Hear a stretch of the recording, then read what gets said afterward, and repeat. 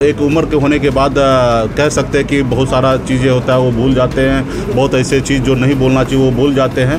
तो मुझे लगता है कि उनको नई युवा पीढ़ी को कमान सौंपना चाहिए, हमारे जैसे लोगों को बिहार में साथ देना चाहिए। और अभी एक समय हो गया, उनको अपने बच्चे को आशीर्वाद देना चाहिए और निश्चित तौर पे हैप्पी एंडिंग करना चाहिए, रिटायरमेंट लेना चाहिए। ये मुजफ्फरपुर में अपने पार्टी कार्यकर्ताओं के साथ बैठक करने पहुंचे पूर्व मंत्री व वीआईपी के राष्ट्रीय अध्यक्ष मुकेश सहनी ने सीएम नीतीश पर दिए गए अपने बयान को लेकर कहा कि मैंने उनके इस्तीफे की बात नहीं की थी।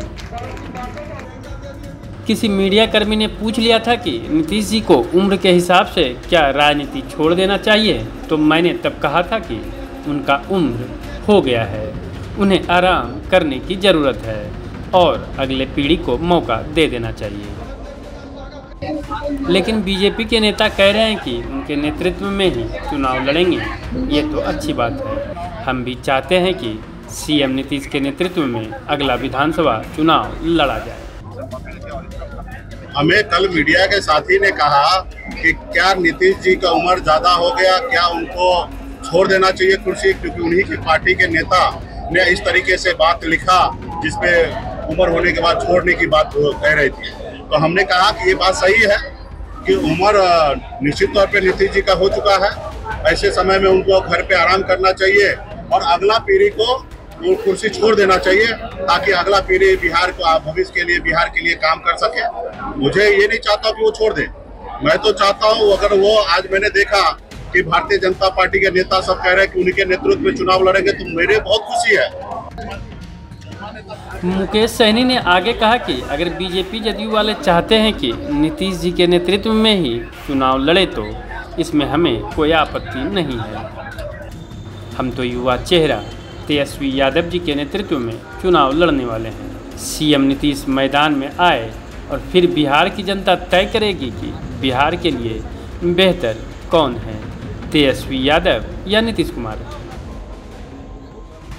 मैं चाहता हूं कि बिहार का जो चुनाव है नीतीश जी के नेतृत्व में हो। अगर भाजपा अगर चाह रहा है या अन्य हमारे जो पक्ष में जो लोग हैं वो अगर ऐसा चाह रहे हैं कि एक 72 साल के सीनियर सिटीजन को अगर बिहार का चेहरा बना के चुनाव लड़ना चाहता है तो मुझे कोई आपत्ति नहीं है।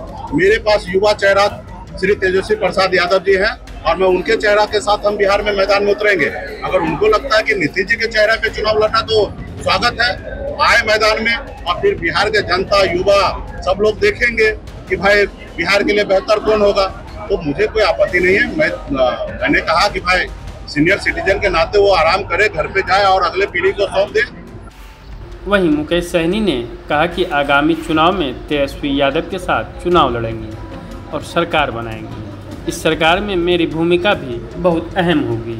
उन्होंने कहा कि जब नीतीश सरकार में थे तो मंत्री थे, अब सरकार बनाएंगे तो जाहिर सी बात है कि भूमिका अहम होगी। वीआईपी प्रमुख मुकेश सहनी ने बिहार के मुख्यमंत्री नीतीश कुमार की उम्र के बारे में जैसे ही टिप्पणी किया, उस पर बिहार सरकार के मंत्री श्रवण कुमार ने क्या कहा, सुनिए जरा।